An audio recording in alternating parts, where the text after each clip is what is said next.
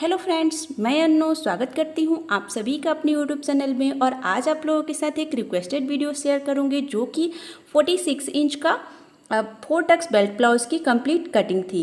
तो चलिए ये वीडियो मैं आज आप लोगों के साथ पेपर पे समझाऊंगी और उम्मीद करती हूँ कि पेपर पे ही मैं आपको बहुत ही अच्छे से समझा पाऊँ। तो स्क्रीन पे आपको दिख रही होगी रिक्वेस्ट किनकी थी। तो ये देखिए मैंने यहाँ पे टोटल मेजरमेंट लिख रखी है जो 46 इंच के अकॉर्डिंग होता है। तो आप सब इसी साइज के हिसाब से ब्लाउज़ की कटिंग कर लें। तो देखिए समझ लीजिए कि ये आप कपड़ा बिछाए हुए हैं डबल फोल्ड करके, और इसमें मैं आपको सबसे पहले बैक पार्ट की कटिंग समझाऊंगी। तो देखिए बैक पार्ट में समझाऊंगी इस तरीके से। तो यहाँ पे सबसे पहले हम माप लेते हैं शोल्डर। तो 46 के इंच के अकॉर्डिंग यहाँ पे हम 6 इंच पे शोल्डर रख लेंगे। तो देखिए 6 इंच पे शोल्डर रख लेंगे क्योंकि 40 से नीचे हम 5.5 रखते हैं, और 6 इंच पे ही हम यहाँ पे आर्म होल को भी बना लेंगे। अब देखिए यहाँ पे हमें चेस्ट का चौथा हिस्सा निकालना है। तो चेस्ट हमारी 46 है, उसका 23 का आधा 11.5, और उसमें यहाँ पे 1.5 इंच हम मार्जिन ऐड कर लेंगे और इस तरह से लाइन को सीधा कर लेंगे। अब हम यहाँ पे लेंथ लेंगे। तो लेंथ 14.5 रखी है, उसमें 1 इंच फोल्डिंग का ऐड कर लेंगे और इस तरह से एक लाइन सीधा कर लेंगे। अब हमें वेस्ट का पॉइंट निकालना है। तो 40 हमारी वेस्ट है, उसका चौथा हिस्सा आ जाएगा 10 इंच, और इसमें 1 इंच हमने टक्स के लिए बढ़ाया है, जो ये टक्स यहाँ कवर हो जाती है। अब यहाँ पे 1.5 इंच एक्स्ट्रा मार्जिन ऐड कर लेंगे और इस तरीके से सभी लाइन को देखिए कुछ इस तरीके से सीधा करेंगे। आप समझ पा रहे होंगे। और यहाँ पे हमें आर्म होल को गोलाई देना होता है। तो बैक आर्म होल की गोलाई हमेशा ही 1.5 इंच पे दी जाती है, और जो फिटिंग की लाइन है वहाँ से 1 इंच अंदर की तरफ इस तरीके से एक लाइन मार्क करेंगे और इस तरह से आर्म होल की गोलाई बनाएंगे। और यहाँ से हल्का सा नीचे की तरफ शेप बना लेंगे ताकि हमारा बैक पल्ला बड़ा हो जाता है, वो हम पहले ही छांट लेंगे। 2.5 इंच नेक की विड्थ रखते हुए चौड़ाई और लंबाई 10.5 इंच इस तरीके से हम एक बॉक्स बनाते हुए नेक की शेप दे देंगे। नेक आप अपने हिसाब से ड्रॉ कर सकते हैं, छोटा बड़ा लंबा चौड़ा, तो आप जैसा नेक चाहें बना सकते हैं। और देखिए इसी को आपको कट कर लेना है और इसी को आपको कपड़े पे बढ़ाना है। तो देखिए back part and front part 2 बार में कट करेंगे तो ब्लाउज़ बहुत ही फिनिशिंग के साथ बनती है। सबसे पहले यहाँ पे बैक में हमने टक्स नहीं लगाया है, तो चलिए इसको फिटिंग की लाइन को हाफ करते हुए और टक्स के टोटल लेंथ हम यहाँ पे 5 इंच रखते हुए इस तरह से मार्किंग बना लेंगे। तो देखिए हमारे टक्स भी लग गए। अब इसी को हम पलटी मार देंगे। तो देखिए यहाँ पे मैं आपको बता देती हूँ कैसे बैक पार्ट को रखते हुए फ्रंट की लाइनिंग खींचनी है। तो देखिए यहाँ पे हमें सबसे पहले नीचे हमने जो लेंथ मापा था 15.5, उसको इस तरह से सीधा कर लेंगे। कुछ इस तरीके से हमने सीधा कर लिया। अब देखिए जो हमने फिटिंग की लाइन एक खींची थी और एक मार्जिन का, तो फिटिंग की लाइन नहीं, जो हमने मार्जिन का लाइन जैसे 11.5 में 1.5 इंच एक्स्ट्रा, तो हम यहाँ पे 11.5 में 1.5 इंच एक्स्ट्रा, टोटल हमारा आ जाएगा 13 इंच।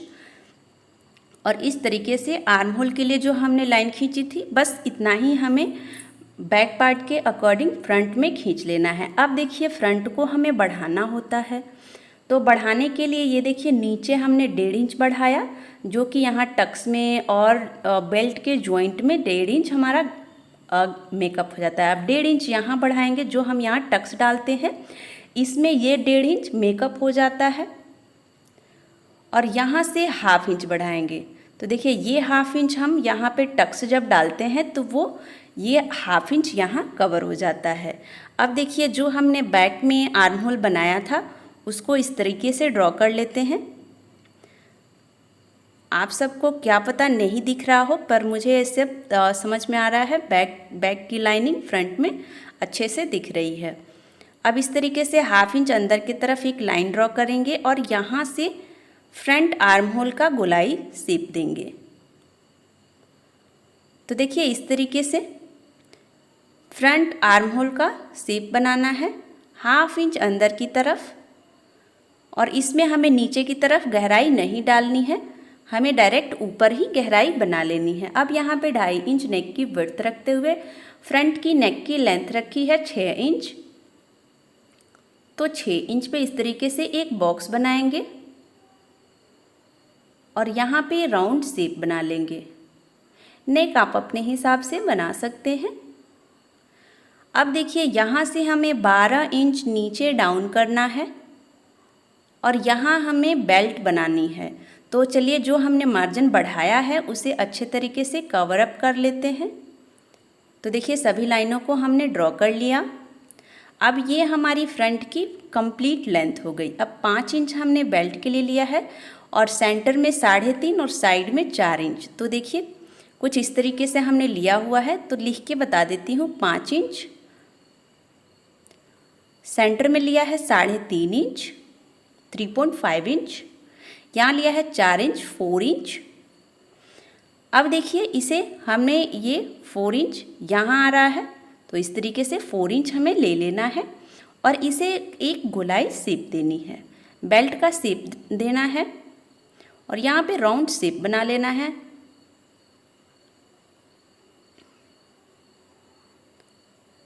कुछ इस तरीके से हमने यहाँ पे बेल्ट का भी शेप दे दिया। अब चलिए टक्स बनाते हैं। तो देखिए टक्स के लिए हमें ये मार्जिन यहाँ पे हाफ करना है। जो भी आपका आता है उसको हाफ कर लें और यहाँ से हमें 5 इंच रखना है, क्योंकि हमने बैक में टक्स के लिए 5 इंच अंदर गहराई ली थी।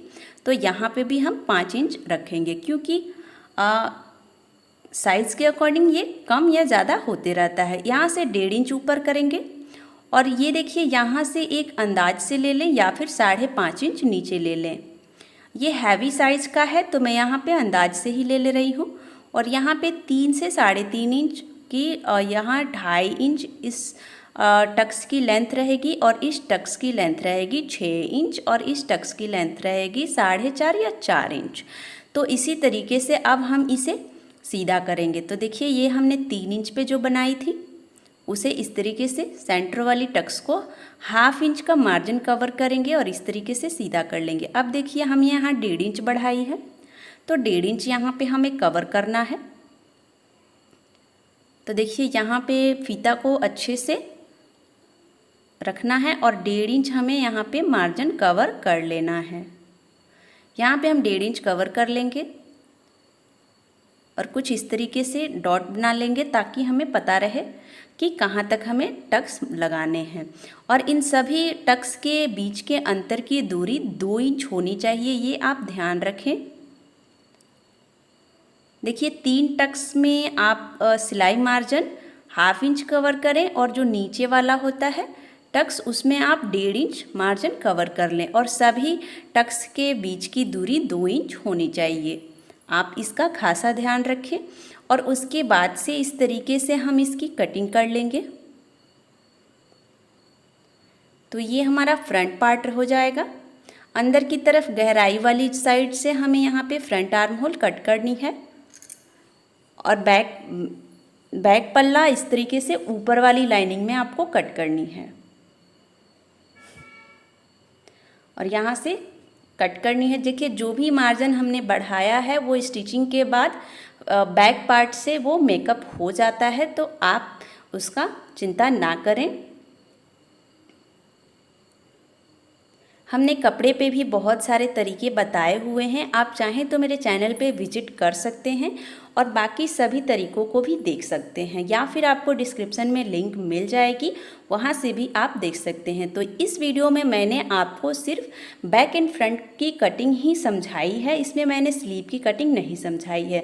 1 मिनट यहाँ पे देखिए, जो हमने बैक पार्ट के हिसाब से फिटिंग की लाइन डाली थी वहाँ तक हमें कट कर लेनी है और ये मैं आपको समझा देती हूँ। यहाँ पे जब हम टक्स लगाते हैं और यहाँ पे जब 1.5 इंच मार्जिन कवर हो जाता है तो देखिए इस तरह से बेल्ट हमारी बिल्कुल बराबर से आ जाती है। तो इसका भी आप खासा ध्यान रखें, बेल्ट को बैक पार्ट के हिसाब से कट कर लें।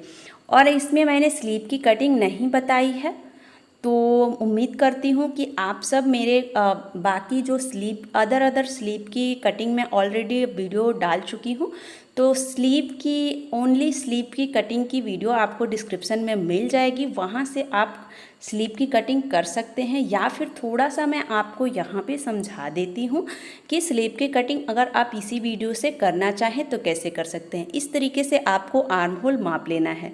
टोटल आई है 13.5 इंच और इसमें हमें 1 इंच मार्जिन ऐड कर देना है, तो 12.5 इंच हो जाएगी। उम्मीद करती हूँ दोस्तों आप सभी को ये वीडियो पसंद आया होगा। अगर पसंद आया होगा, थोड़ा सा भी इन्फॉर्मेटिव लगा हो, तब वीडियो को लाइक शेयर ज़रूर कर दीजिएगा, चैनल को सब्सक्राइब कर लीजिएगा। अभी के लिए इतना ही, मिलते हैं दूसरे वीडियो में। धन्यवाद।